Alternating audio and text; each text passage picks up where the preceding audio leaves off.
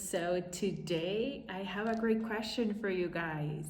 What if anxiety isn't a sign of weak faith, but actually a way to draw us closer to God and strengthen that relationship with Him? Let's keep watching.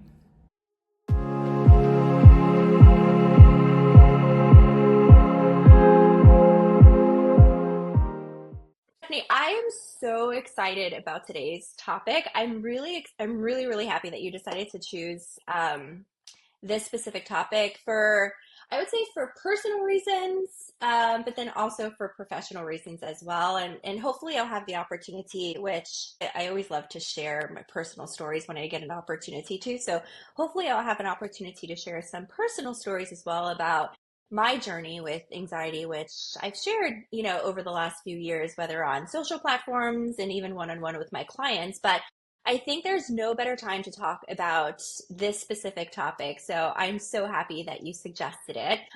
Today, we are talking about anxiety, but we're talking about anxiety and the intersection of anxiety and faith. And so I really look forward to our conversation today. I'm just curious, Stephany, like, why did you choose this topic? Like, why did it stand out for you? Hey Natalie, I'm also so happy to be here as well.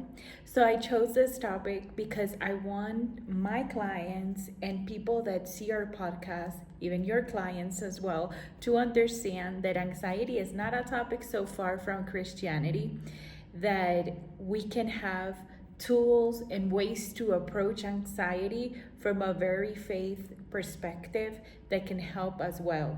So basically integrating both faith in counseling or mental health can give better results to our clients when it's well guided and approached. Yeah, yeah, that's awesome. So I'm definitely looking forward to it for sure. And I know there have been many clients that have come into my space that have brought this topic up that identify as Christians and have disclosed that they struggle with anxiety. And then I'm sure that you can probably attest to that too, that there have been clients that have shared that with you as well. So yeah, so where do we start from here? So what's the first question would you say on the agenda? To start us off, the question that I want to go over is how we can define anxiety from a psychological perspective and from a Bible perspective.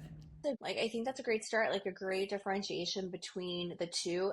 And I honestly, I'm so happy that we're having this specific conversation because one of the things that I'm going to say it, one of the things that drives me absolutely crazy is that when people who are outside of the mental health space they have a misconception of mental health terms, but they talk like they know what they're talking about.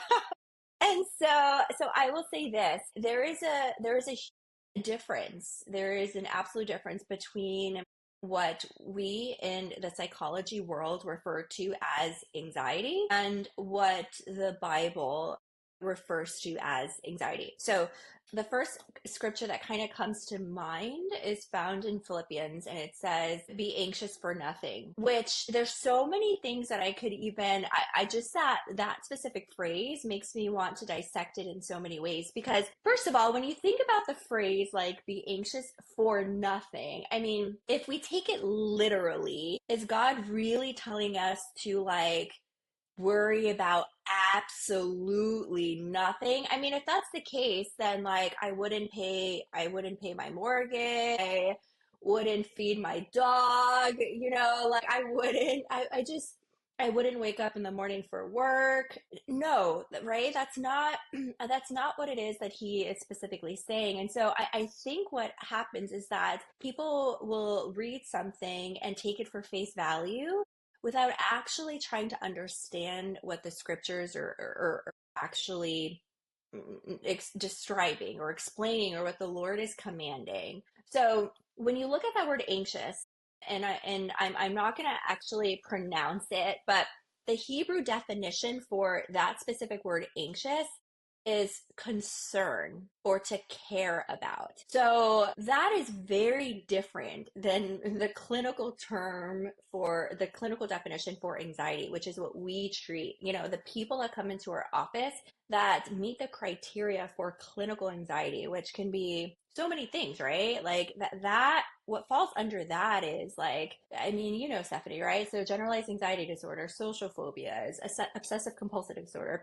panic disorders, so many different things. That is very, very different than what God is saying in that Philippian scripture, where he's telling us, don't concern yourself or care about the things that I'm here to kind of take care of, or like trust me that I'm going to do what I said I'm going to do, or that I'm going to meet your needs. And so that's saying like, don't be so concerned about every little thing, like there's a place for trust there. There's a place to trust in the Lord. I mean, that's what the relationship is all about between us and our Creator. And I think that's very different than clinical anxiety. And so that's why, sometimes when we talk to our clients and clients come into our space in a very private conversation and they're like, yeah, but my husband or my pastor or my church community, I mean, they're telling me like I should be anxious for nothing. So like I feel like I'm doing something bad for worrying about this stuff. It's like, whoa, we're talking about two very different things. And so yeah, so that's what I would say, or is like the difference between those two things is like, in biblical terms, when we're talking about anxiousness, we're talking about care and concern and worry about things that the Lord is saying, I've got it, versus the clinical definition, which, we might get into, but it's like, it's severe dysfunction of day-to-day life. I mean, very strong emotional and physiological responses to a perceived threat, essentially. So yeah, that's kind of how I would kind of describe it. What are your thoughts? Yes, my thoughts are pretty much alike yours. Like for me, the big difference is like anxiety from a psychological perspective. It's like worrying for the future, worrying a lot for something that can take our minds out of it basically. So it's like it also has like a lot of physical symptoms for us, like people and our clients too. And for and the other side, like the anxiety from a biblical perspective, it goes more from the trust point, like feeling anxious for the future, but it's because sometimes we have a hard time like trusting the Lord and trusting his plans. So basically that's like my definition of this term and work in both perspectives. And basically with this also comes the second question I have for us. So this second question is, why many Christians feel guilty or shameful of experiencing anxiety? Yeah, we do see that a lot. I don't know if you, I'm sure you could probably speak on that too, where I love that a lot of people within the church have started to see our counseling rooms as very safe spaces. And so, but along with that has come, um, a lot of truthful conversations that have been held, where people have begun to share that they haven't necessarily been received very well, unfortunately, in their like Christian circles. And they've been left feeling kind of like made to feel kind of shameful almost for feeling anxious. And it's because anxiety is almost perceived as a sin, because the idea behind it is, if you are experiencing anxiety, then that means that there is a lack of trust or a lack of faith in what God can or will do for you. And I don't necessarily think that that's always the case. It's It's the way our minds work sometimes. And I mean, this is the way our brain works, right? It's there's so much coming at us at a constant basis that our mind just naturally like need to compartmentalize, need to categorize, need to stereotype and generalize. That's just the reality. We just need to make sense of everything. And so I think what happens in those moments is that people who are very like unfamiliar with mental health, specifically anxiety. They've never experienced it. They are unfamiliar with it. They don't have loved ones that have struggled or battled with that. It's hard for them to wrap their minds around it. So they've never studied it. They're not doing what we're doing now, which is to like educate themselves on it. And so they just kind of pull from what they've heard, maybe like previous generations say, or they get their information from, I don't know where they're getting that information from. And so they pass on misinformation, unfortunately, to their loved ones. And so people are left feeling like there must be something wrong with my spiritual walk if I'm still struggling with this worry and fear and I'm still having these panic attacks. It must be a spiritual problem. I must be spiritually broken somewhere. That, that might be the case maybe for some people, maybe, but that's not the case for everyone. Like we were talking about earlier, there are an infinite number of reasons why people experience anxiety. I mean, research has shown that there are genetic components to it.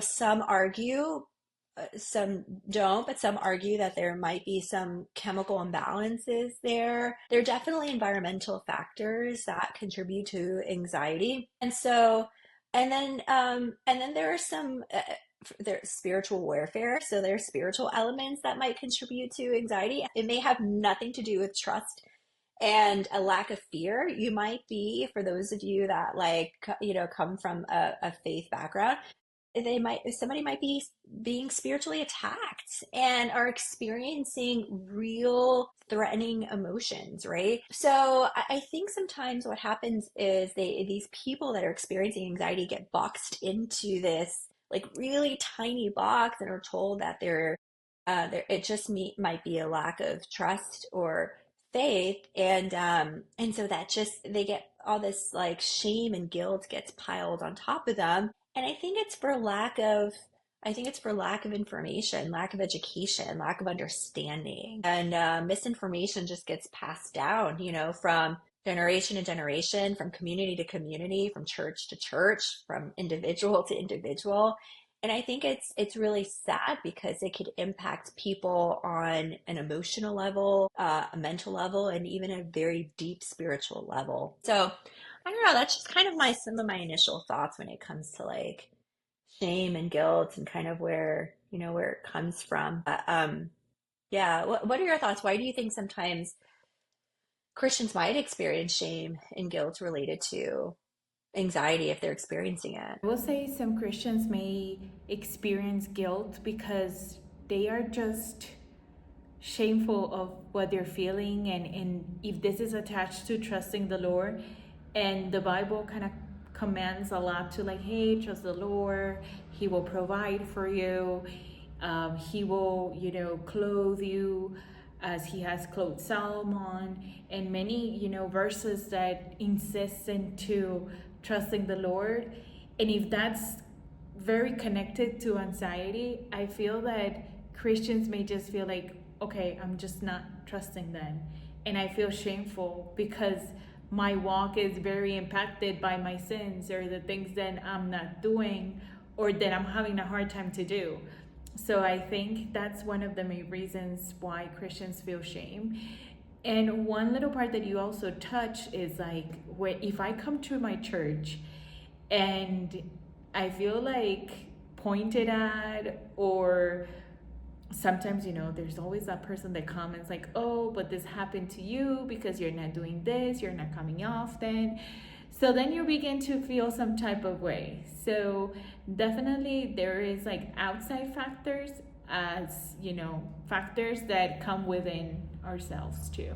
And with that being said, I would love to introduce our third question, that is, which characters of the Bible have shown anxiety, and how does God have answered to them? Yeah, I love this question because I, um, let me first say this. I think it's if sometimes we hear that like the Bible is so antiquated, like it's so old, and it is, but like first there are various translations, so we could read it. There are ways to read it in a way that could be like it could be absorbed in a much easier way. But there's so many different. I feel like the stories, although we're talking about stories and people that existed long ago, but I feel like people back then can, like, there's still a connection in their experiences to us today. At the foundation, people are people, and so you're still seeing very similar experiences of needing physical needs to be met, like, so experiencing that, or family problems, or relationship problems, you're seeing doubt and fear and worry. You're seeing like just anger. Like you're seeing so many like things play out back then that play out today that just might look a little bit different. And so even if there are people that are listening that don't might not even necessarily believe in the Bible, or believe that those people necessarily even existed or whatever, or might refer to them as characters. Honestly, I feel like there's so much that can be learned just by reading the Bible. There are a lot of really good lessons that can be pulled from it. So I think this question's really good because there's so many times I open it up and I'll read a story and I'm like, oh man, I love like the characteristic traits of this person, or the way that this person responded to that was just so beautiful. Like, how could I incorporate some of that into my day-to-day life? So I think that I think that, the way that the Bible kind of describes anxiety is a little bit different than maybe what we're talking about or what we see, in counseling sessions. But we do see a few people sprinkled throughout the Bible that experience what we would say might be like just extreme like worry or fear or angst. And especially after what you just said, what we were just talking about, which is like how sometimes people will treat other people's anxiety as sin and will like judge them and will make them feel really bad and really guilty for it. I love how this question follows that, because I'm like, if that's the case, let's see how like God treated people who showed worry and fear and anxiety. Like, did he judge them or cast them out, or like make them feel like you're such a sinner? Like did he do that? So a few examples kind of come to mind. I think about, I don't know, I mean, we can think of most of the book of Psalms. Like that would be a great example, I think. We think of, it's believed that David wrote most of the book of Psalms. And, during that time, he had already been anointed as king, so to follow Saul, but Saul was not ready to kind of come off of the throne, and he was really upset at David, and he was kind of chasing David, and David didn't. He could have killed him, but he decided not to, and he was being really gracious, and so David was kind of running, which is kind of a weird concept to think about. Like this soon-to-be king is kind of running and hiding in caves and all of that stuff. But anyways, but there are moments in the book of Psalms where you can tell that David is experiencing a lot of emotion, actually. David experiences a lot of stuff. And I actually love reading like the book of Psalms, because you could read one chapter and I relate so much, because he'll start out feeling one emotion, and then literally within in the next few lines, you feel like he's experiencing another emotion, and then the next few lines he's experiencing another emotion, which I think is interesting, because I feel as women sometimes, we're considered the emotional ones, but I mean, David was very emotional in those caves. But yeah, there are moments in the book of Psalms where David is clearly experiencing fear, and rightfully so. I mean, he is, his life is at stake. But anyways, and God refers to him as a man after his own heart. God has a very special place for David. They had a very special relationship. And so we don't see, God saying, because of your worry and fear and lack of trust in me, you're sinning and I'm pulling you from the kingdom and the throne is no longer yours and you're not worthy of kingship. Like, we don't see any of that, right? So I wonder why people then today feel like it's okay to treat their loved ones in that way. So that's one example that kind of comes to mind. And I think the other big one, this might be a controversial one to share. I'll just share it quickly, but the other one I think that kind of comes to mind is Jesus, right before he's about to be crucified. And he's sitting in that garden, and it literally says that, well, first he tells his disciples to keep watch. He's like stay awake and keep watch. Like, I need to know when these guys are coming to get me, that kind of thing. And then he's like sitting there and he's praying, and he literally says that he is like, there are literally like sweats of like blood, right? And so you see that he is under extreme distress. Now, whether that's anxiety or I don't know, but he definitely wasn't in a state of peace, that's for sure. Exactly. And so I think that's another example. And we're talking about Jesus Christ there. So I say that to say that there's a place for emotions. They were woven into the fabric of our being.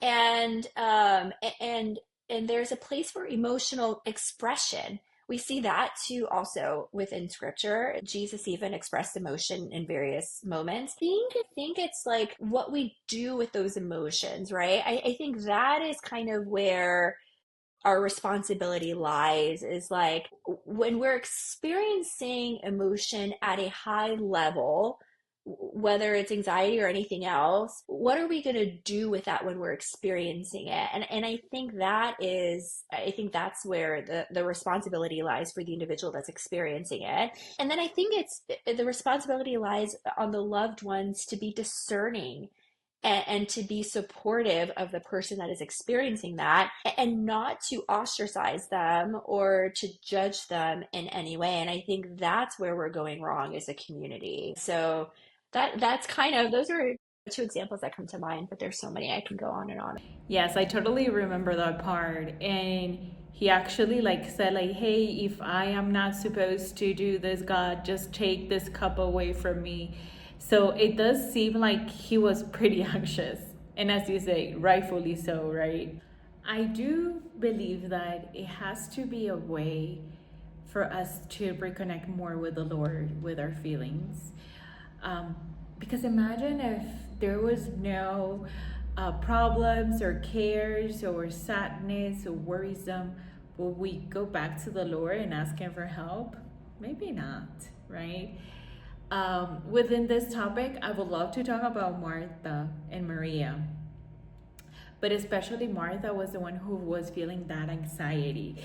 Like seeing her sister not help her at all with all the things in the household while they were receiving Jesus, like a visit. And then what I love the most about this question too is Jesus has always delivered a graceful approach, a graceful answer. But at the same time, this answer that he gives Martha, it's also to make her think that what she's doing is not quite right and she has not chosen the right part. So basically, Jesus tells Martha Maria has chosen the best part of being next to him and not necessarily worried for the house stuff. So I love his answer and how much care he shows. I think that's a great point. I love those two people that you brought up. And honestly, as you were just talking, I was thinking too, everything that I believe that everything that he does is very intentional. And I think that there's, there has to be a reason why he didn't just create us with a physical body, and he just didn't create us with a mind, a brain, just to think cognitively. He created us with emotions. I don't know. I don't obviously don't know the reason for that, but I do know that in my personal walk, my personal experience, that it is those moments when I am feeling the the the highest levels of distress. So whatever those highest negative emotions are, and yes, as therapists, we do experience those. Yeah, they're real. Whenever I'm experiencing those are the moments that not always, but I try to choose to lean in um into my relationship with him the most. And so I wonder if like it's almost like this gift that he's given us where it allows us, from a clinical perspective, emotions I always say are like signals. It lets us know when there's almost like alerts. It lets us know when there's something going on, whether it's a good thing or a bad thing or a threatening thing or whatever. So, from a clinical perspective, there's a place for emotions.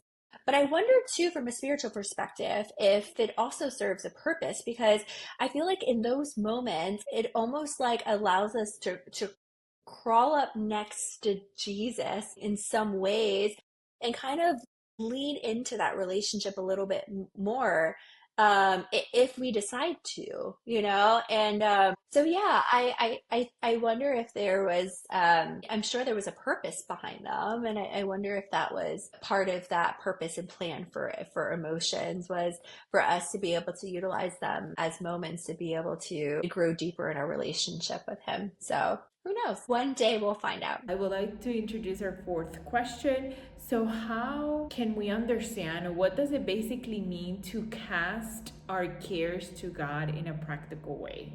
Yeah, casting our cares. Okay, so this is how I kind of perceive our relationship with God.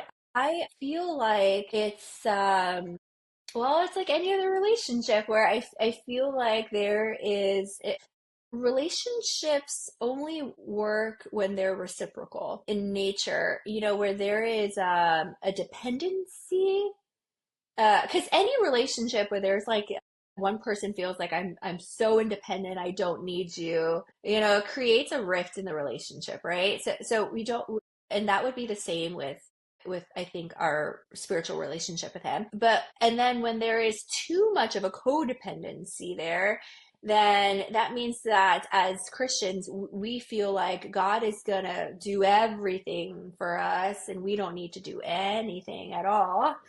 And then I also feel like yeah, I don't necessarily know how good that would work. So I feel like it's this like relationship where he has entrusted us with gifts. And there's a few parables in the Bible about that. He's entrusted us with certain gifts and talents or whatever, and we are to steward that. I'm getting somewhere, I promise. We're to steward that, and then there are things that only he can do, right? And so there is that interdependency in the relationship. So when I hear that phrase, casting our cares, I feel like surrendering is essentially that. Surrendering is, I'm going to do what I can do within my power. So what you've given me to do. So I'm going to use my resources, I'm going to use my wisdom, I'm going to use my gifts in order to handle my situation or whatever my problems are. And then I'm going to surrender the rest to you, and I'm going to trust that you're going to do the rest. So that's kind of how I understand casting your cares. And so where does anxiety kind of come into that? I feel like I see it on a spectrum, So when I think about the kind of the biblical understanding of like care, concern for things, I think some of that is like, okay, I'm going to take care of my daily stuff. I'm going to continue to go to work and take care of my responsibilities. Everything you've entrusted in me, I'm going to steward well. And then all of the other stuff, like future planning and like my financial security, my kids and like their futures, all of that, like I'm going to like surrender that to you and trust that you're gonna, you have our best intentions. And then like on the other end of the spectrum, when it comes to like the clinical anxiety piece, again, I think it's a combination. It's like, okay, I'm going to take my wisdom and my resources, and I'm going to receive help from people that you have gifted with their wisdom and their like gifts, which are like those in the profession. And I'm going to get help from them. And then maybe also from like my pastors and my spiritual leaders. And then I'm also going to fight this in the spiritual realm by through prayer and through surrendering the rest. And so again, I see it as a combination of the two. And so that's kind of how I understand that whole casting cares thing. That's kind of how I interpret it. But would you agree, or would you say that you kind of understand it a little bit differently? Yes, I will say that casting cares for me is the same or pretty similar to what you just said, Natalie. So it's basically giving them to God, like your cares, your worries. And it's basically like letting go control, which a hard thing. And relying on God's strength, wisdom, rather to just trying to manage your burdens and just struggle with them and try to find a solution when God has the best plan. So it's basically pretty much like you said. Yeah, that. Yeah, I love that. I know we're close to the end, but I will share this. One of the things that because sometimes there is a tendency for, and I think it's human nature. I think it's for us to say like, okay, we're surrendering it, and then we like pick it back up. It's like we pray about it, and then literally sometimes for me, it's like within the next hour. It's like I'm like picking it back up, like worrying about it again. But I love the word casting though, because when you think like I envision like if you were to envision yourself walking over to like the highest peak maybe that you've ever been to, or that you've ever seen maybe on like social media or the Discovery Channel or something. I don't know. I don't even know if Discovery Channel is the right word for it. But anyways, and you just go to the highest peak and you envision yourself literally throwing something as far as you can. Where it's impossible to go and retrieve it. That is what I envision when I think of the word casting. It's like you just throw it out as far as possible. And so I've always loved that word casting when I've read it in the scripture, because it's like, that is what I want to do with this worry, this thing that I know I can do absolutely nothing about. I just want to cast it as far away as possible, where I know that only you can pick it up and do something about. And so I love that you asked that question, because I think it's really relatable to this topic. Stephany, I'm so happy that you decided to pick this topic. Hopefully we can continue to talk about it. I know there's so many other questions that our clients ask us literally on a daily basis when it comes to definitely anxiety, even more so when it comes to anxiety and faith and how the two intersect. Yeah, hopefully you guys really enjoyed this episode. We might do a part two. I'm thinking, I kind of have a feeling that is coming next. Definitely, we will have a part two for this session. We still have a couple things to dig about. So thank you for all the people that is watching us here in our podcast. And as always, if you guys have any questions or any comments, we encourage you guys to write it in the comment section of this video. And I love ending our episodes with the same phrase, because we do it and we encourage you guys to do it as well. We want you guys to keep reflecting.